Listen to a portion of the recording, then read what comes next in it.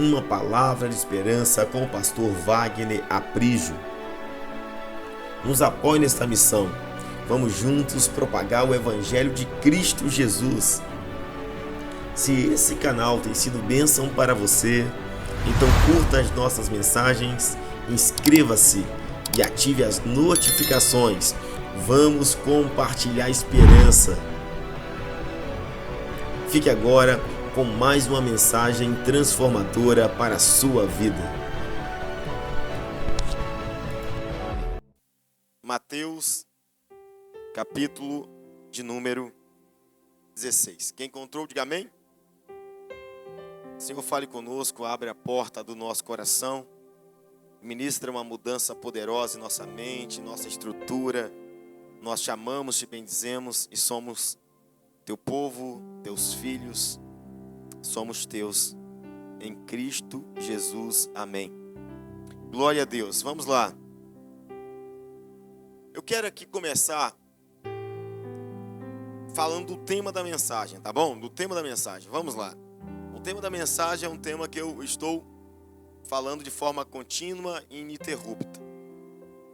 Hoje eu vou falar sobre a sala do controle do homem. A sala do controle do homem. Diga assim, a sala do controle do homem. A pergunta é, o que é a sala do controle do homem? É a mente humana. Escute bem. O que é a mente do homem? A mente do homem é a sala do controle do homem. Aquilo que governa a sua mente, governa a sua vida inteira. Por exemplo, aquilo que governa a sua mente, governa seus pensamentos, governa as suas palavras,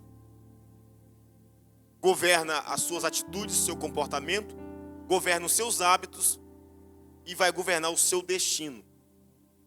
Outra coisa, pensamentos geram emoções, emoções geram comportamentos e comportamentos vão gerar resultados. Nós somos produtos da mente. Você é um produto da sua mente. Você é o que é hoje, conforme o que a sua mente pensa. Os nossos pensamentos, eles regem a nossa vida. Por quê? A mentalidade é o nosso conjunto de crença. O nosso conjunto de crença forma a nossa mentalidade. Ou seja, tudo que você tem como mentalidade são as suas crenças. E as suas crenças vão produzir os seus comportamentos. E os nossos comportamentos vão produzir o quê? Os nossos resultados. Então tudo que temos de resultado aqui nessa vida por fora, começou aqui dentro. Começou na mente.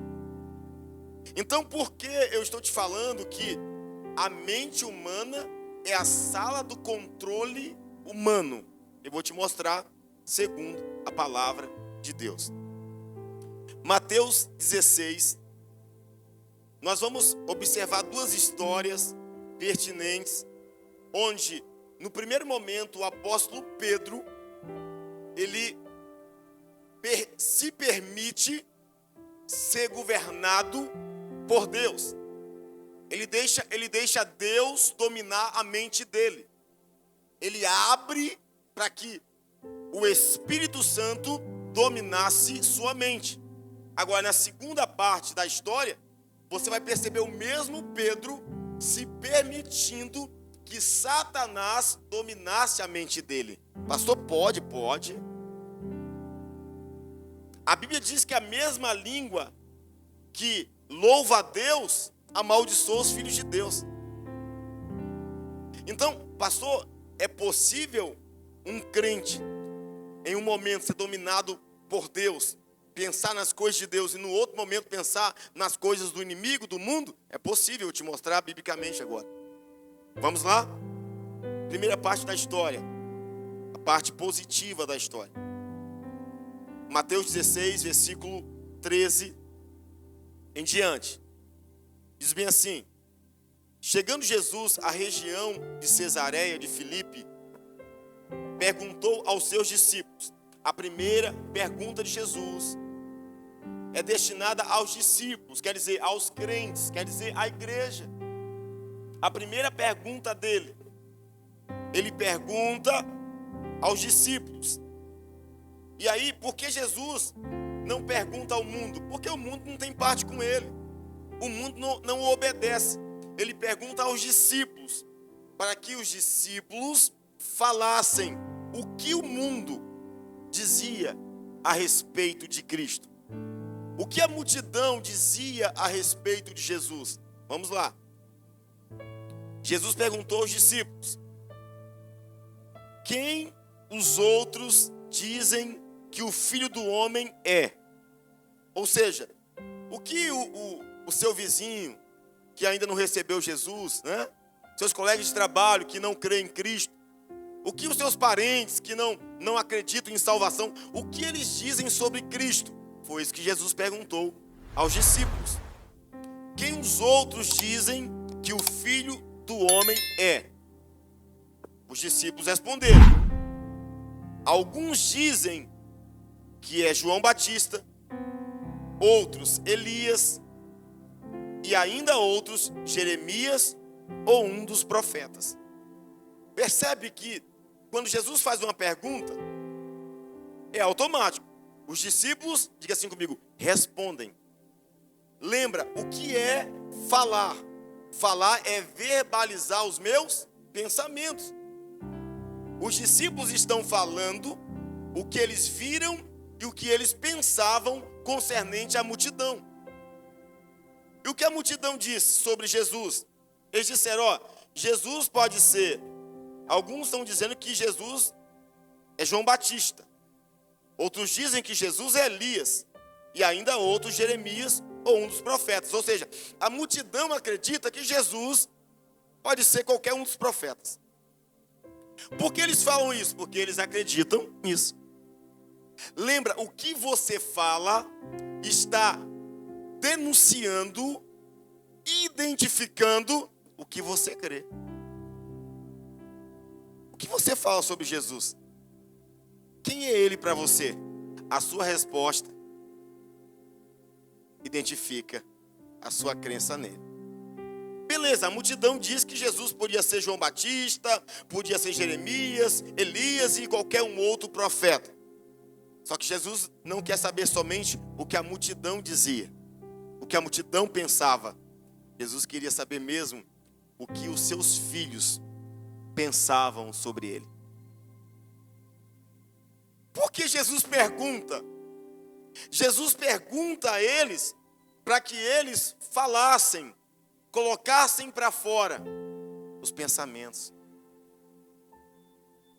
Opa, quando você fala, você está demonstrando os seus, diga assim, pensamentos.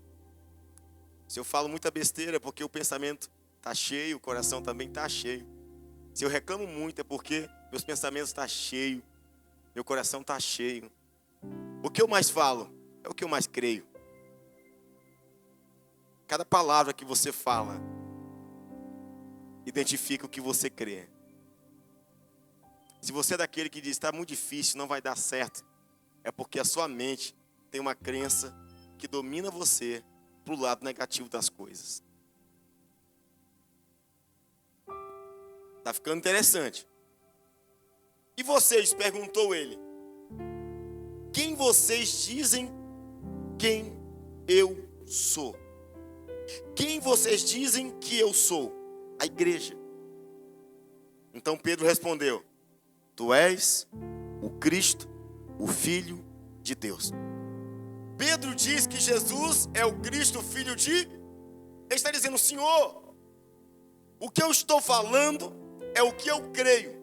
E o que eu creio é que o Senhor é o Cristo, é o ungido, é o Messias, é o Filho de Deus. Que maravilha, Pedro está dizendo, Senhor, a minha mente está cheia dessa fé. Eu acredito. O Augusto Cury, doutor Augusto Cury, ele fala que Jesus, o homem perfeito, né? Ele fala bem assim, na verdade, a psiquiatria, a psicologia, está perdendo muito em não estudar a mente de Cristo, porque a mente de Cristo é a mente mais perfeita que o mundo já teve. Olha o que Jesus está nos falando aqui sobre isso. Pedro fala bem assim: tu és o Cristo, tu és o Filho de Deus. Jesus sabe que aquele negócio chegou na mente de Pedro, não chegou de qualquer jeito. Porque a multidão dizia que Jesus era Elias, Jeremias, qualquer um profeta. Porque Pedro, dos 12 apóstolos, discípulos, Pedro se levanta e fala assim: não, eu sei quem o Senhor é, tu és o Cristo, o Filho de Deus. De onde vem esse pensamento tão elevado? Vamos lá? Resposta de Jesus. Versículo 17. Respondeu Jesus: feliz é você, Simão, filho de Jonas, porque isto, quer dizer, esse pensamento, essas palavras que você acabou de falar, isto não lhe foi revelado por carne ou sangue, mas por meu Pai que está nos céus. Eu vou rasgar o véu. O que Jesus está falando? Pedro, a sua mente nesse momento virou a sala do controle. E quem assumiu a sua mente nesse exato momento para você falar isso foi Deus. Quando Deus assume a sala do controle da gente, que é a nossa mente, você fala de coisas dos céus. Você recebe revelações maravilhosas e poderosas.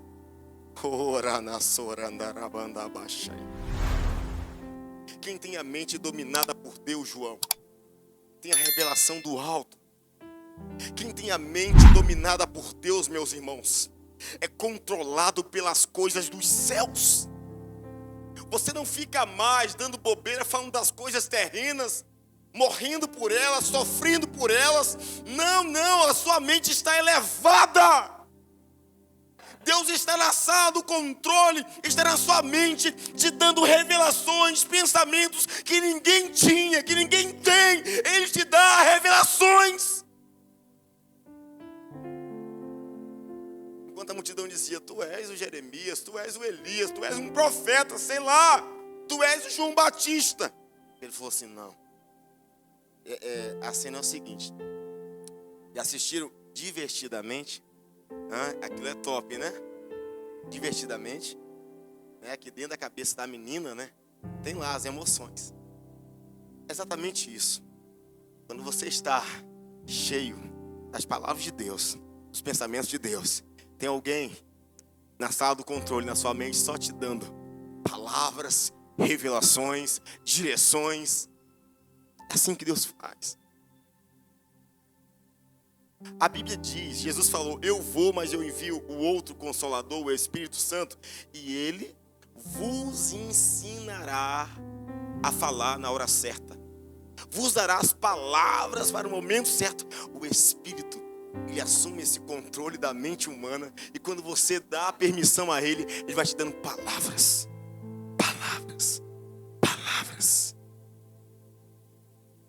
Lembra? Conforme o que você fala, denuncia, confirma, quem está dominando? A sua mente. Todas as suas palavras estão sendo liberadas por um domínio. Muitas murmurações, domínio do mal. Muitas reclamações, domínio do mal. Muitas mentiras, domínio do mal. Porque a mente é governada por Deus ou por Satanás.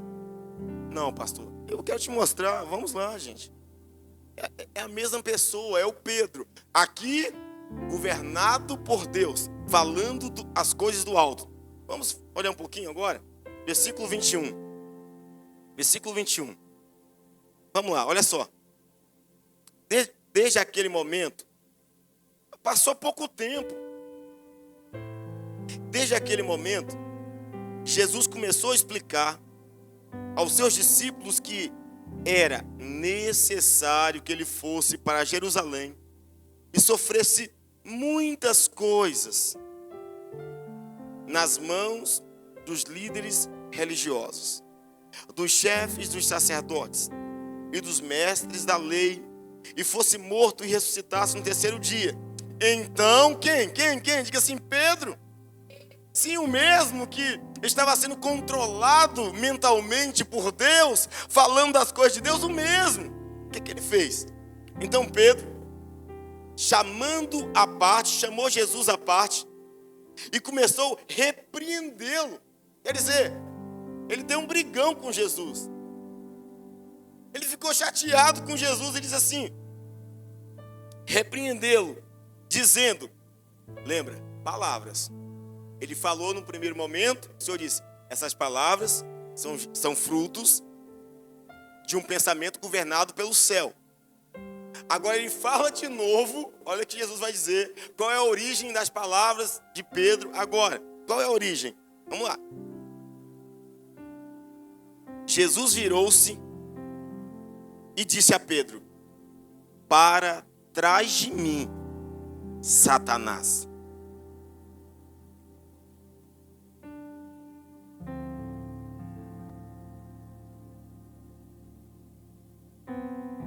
Jesus virou e disse a Pedro, para trás de mim, Satanás. Quando Pedro falou que Jesus era o Cristo, o ungido de Deus, Jesus disse, não foi o sangue, não foi a carne que te revelou isso, mas meu Pai que está nos céus, governado mentalmente por Deus. Mas quando Pedro diz para Jesus, não, isso não vai acontecer com o senhor não vai morrer. Jesus disse, para trás de mim, Satanás. Para trás de mim, Satanás. Você é uma pedra de tropeço para mim. Agora, grava isso aí. E disse, e não pensa pensamentos. E não pensa nas coisas de Deus, mas nas coisas dos homens. Como detectar pensamentos maquiavélicos de Satanás? É só continuar pensando somente nas coisas dos homens. Os que vivem carnalmente, só pensando aqui nas coisas dos homens. Estamos aqui, aqui, nesse nível de baixo. Jesus disse, Pedro, para trás de mim, Satanás. Como Jesus detectou que Pedro estava sendo controlado mentalmente por Satanás? Aí ele vai dizer, porque você não pensa nas coisas dos céus, mas nas coisas dos homens. Quando Pedro teve a revelação que Jesus era o Cristo, Jesus disse, foi o céu que te revelou. Você está pensando nas coisas do alto. Quando Pedro confronta o ensino de Jesus, Jesus disse, foi Satanás que te deu esse pensamento. Quero fazer uma pergunta para nós. O que está dominando nossa vida? As coisas terrenas ou as coisas celestiais? Gastamos mais tempo falando de mundo ou falando de reino?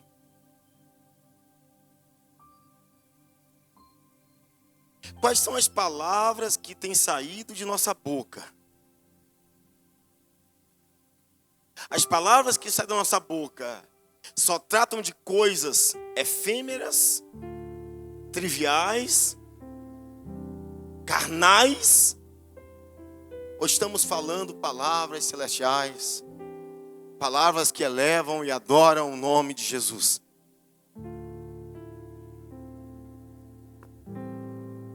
É bem simples saber quando a minha mente, Udne, é controlada por Deus ou por Satanás. O mesmo homem, o mesmo discípulo, com dois pensamentos. Agora, interessante dizer para você que Pedro não teve os dois pensamentos simultaneamente. Não. Por quê? Porque no mesmo momento, no mesmo instante, nós não conseguimos ter dois pensamentos. É um ou outro. Você não consegue pensar sim e não no mesmo tempo. É uma coisa ou outra. Por isso que o medo e a fé não podem habitar em um só pensamento. Não, ou você tem pensamento de medo, ou você tem pensamento de fé. Ou nós estamos cheios do governo celestial, com a mente cheia de Cristo, ou nós estamos cheios do governo humano, satânico, com a mente cheia de mundo, de carne, de medo. Aí você percebeu porque às vezes nós estamos tão bem, e depois parecemos que estamos tão mal. A gente fica em um ciclo, sabe, em uma gangorra. Por quê? Porque nós temos que decidir quem vai assumir a sala do nosso controle.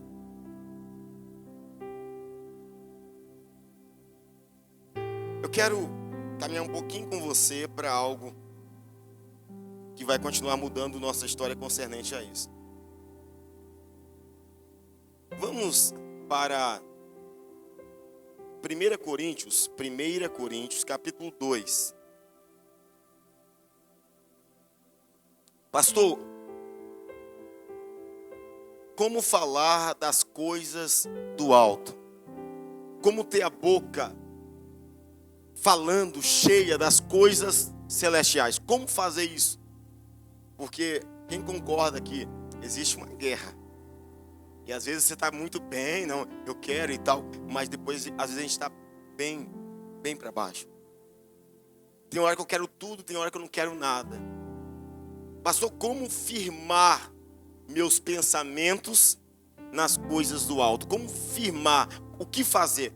Vamos lá, 1 Coríntios capítulo 2, versículo 6.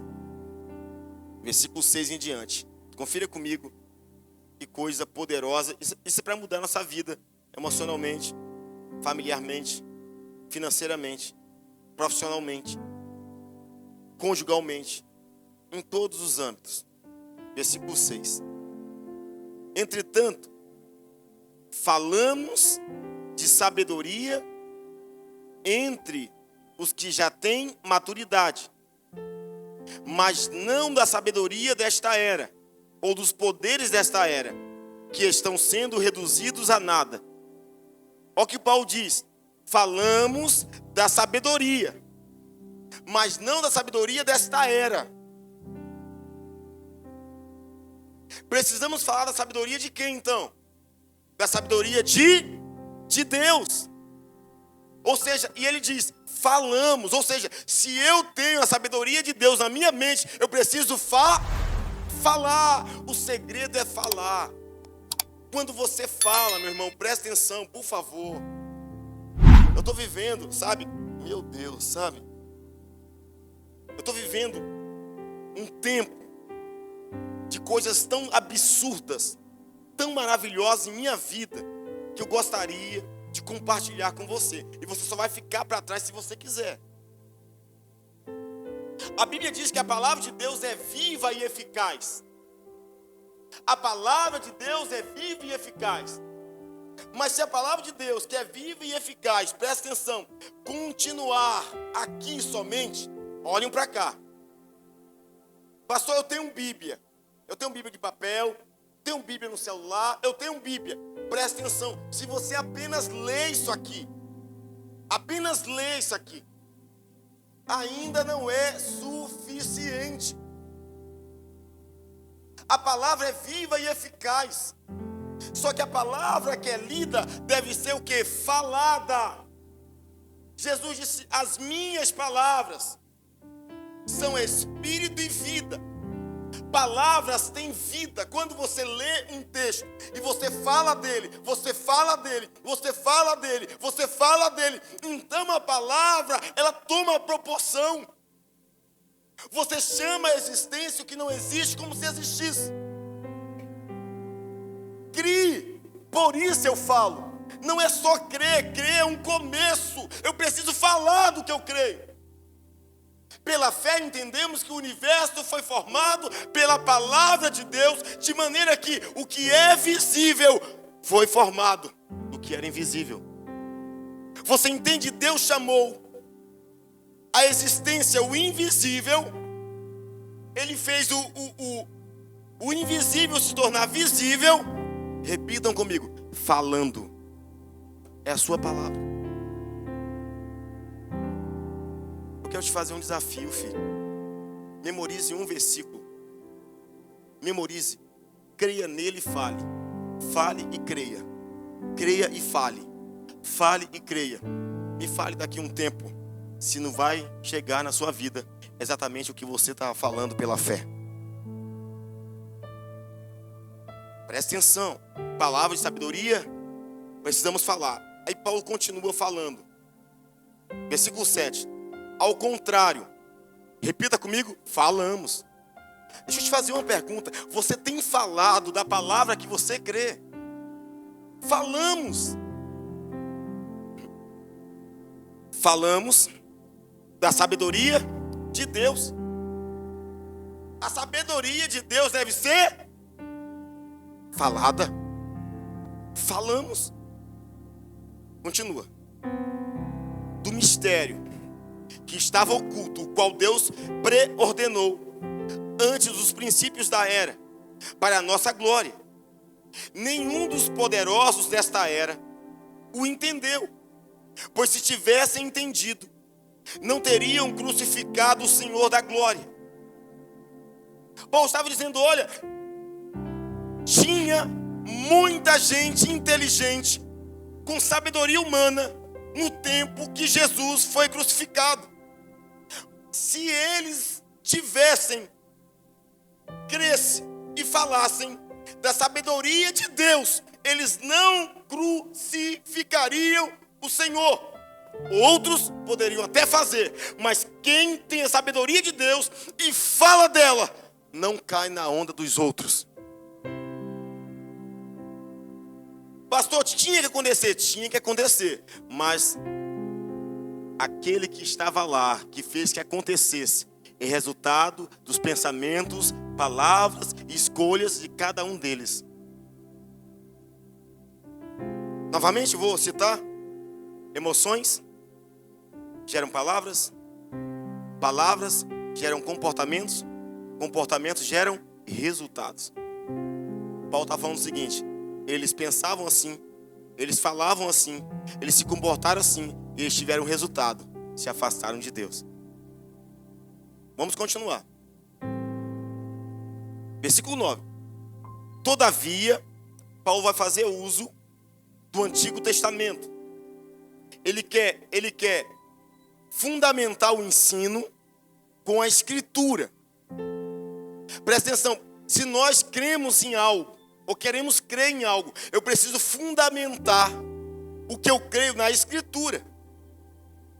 Não é o que eu penso, mas é o que a Escritura diz. Então Paulo vai pegar um versículo que está em Isaías 64, verso 4. E Paulo diz: todavia, como está escrito, olho nenhum viu, ouvido nenhum ouviu, mente nenhuma imaginou o que Deus preparou para aqueles que o amam. Viu, ouviu e imaginou. Ninguém conseguiu ver, ouvir e imaginar. Ninguém conseguia isso no Antigo Testamento. Mas Deus o revelou a nós por meio do Espírito. Aqueles que têm a sabedoria de Deus recebem as maiores revelações de Deus. Foi o que Pedro recebeu. A sabedoria do alto fez Pedro falar: tu és o Cristo, o Filho de Deus. Paulo está dizendo: quando eu tenho a sabedoria de Deus, Deus me revela, Deus me faz ver o que ninguém viu, Deus me faz ouvir o que outros não ouviram, Deus me faz receber o que outros não receberam, quando eu tenho a sabedoria de Deus e falo da sabedoria de Deus. Amém, meu Deus. E diz, agora isso aqui é para a gente olhar aqui, dar um glória e falar assim: rapaz, essa Bíblia é poderosa demais. Que isso? Olha, diz aí, o Espírito O Espírito, quando você vê assim, Espírito com E maiúsculo, é o Espírito Santo. Espírito com E minúsculo, é o Espírito humano. Beleza? Então, o Espírito Santo, sonda todas as coisas, até mesmo as coisas mais profundas de Deus. Quem sonda todas as coisas e as coisas profundas de Deus? Quem sonda? O Espírito Santo. Por quê? O Espírito Santo é o próprio Deus. Tudo que Deus sabe, Ele sabe. Tudo que Deus faz, Ele faz. Beleza? E vamos. Pois quem conhece os pensamentos do homem, pensamentos, a sala do controle, mente.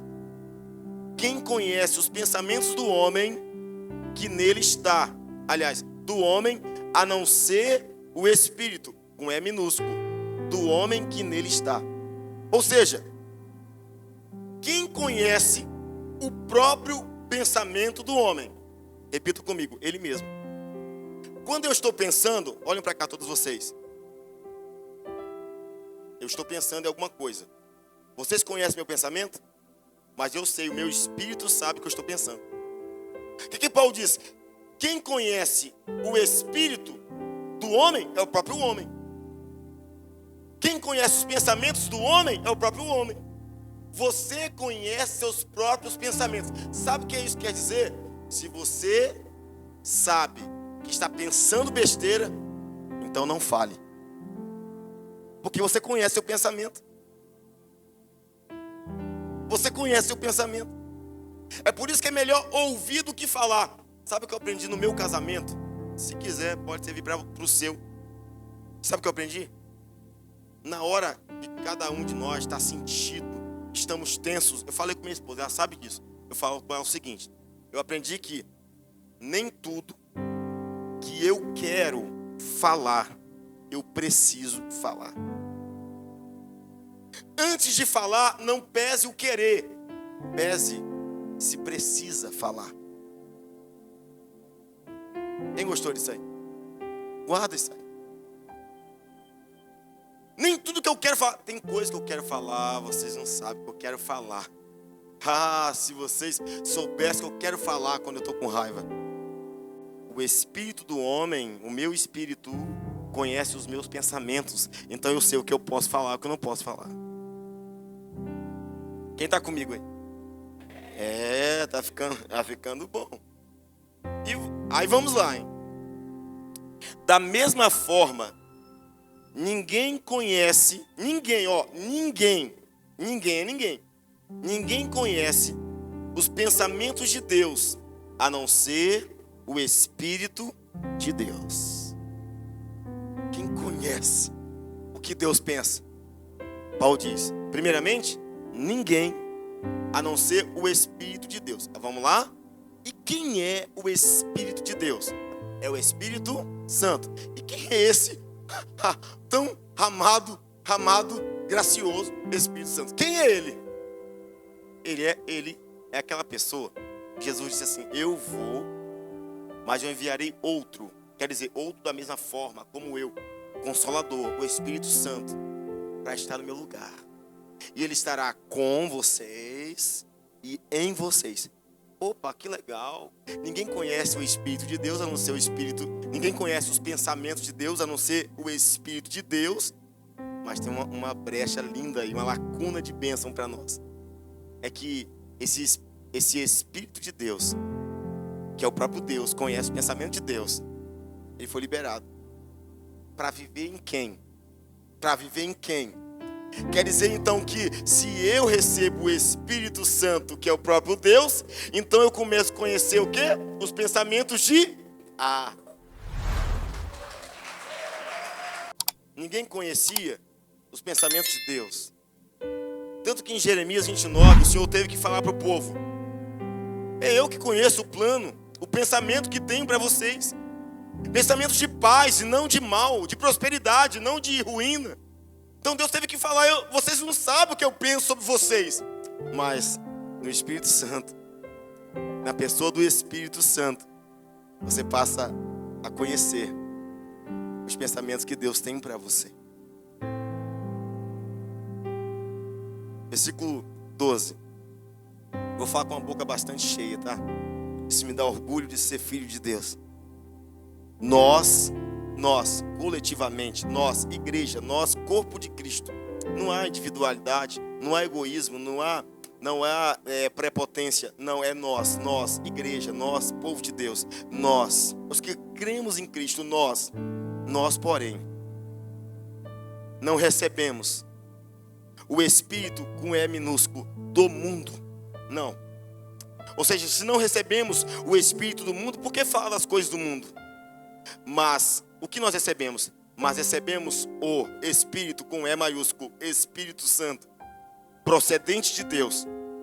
Para quê? Porque Deus nos deu o Espírito Santo. Ah, meu Deus, porque Ele me deu o Espírito Santo? Para quê? Qual o propósito de viver o Espírito Santo? Por quê? Ah, guarda isso aí. Para que entendamos, diga assim, entendamos. Não há mais dúvida. Eu sei quem eu sou. Para que entendamos as coisas que Deus nos tem dado gratuitamente. Quando nós recebemos o Espírito de Deus, então nós temos os pensamentos de Deus. Para quê? Para entender o que Deus já nos tem dado. Ele não vai dar, Ele já tem dado. Quanto que é isso, pastor? Gratuitamente. Nós, porém, temos a mente. O que é a mente? Mentalidade, minhas crenças. Então eu vou falar conforme a minha mente. Nós temos a mente de quem? De Cristo. Nós temos a mente de Cristo. Aleluia. Quando eu descobri isso, minha vida mudou. Eu descobri isso, minha vida mudou. Mudou minha vida. Porque agora eu sei, se eu tenho o Espírito Santo, eu tenho a mente de Cristo. Você tem a maior e mais brilhante mente do mundo, que já foi dada gratuitamente. É só você entender, crer, receber. Ou seja, a mente é a sala do controle do homem.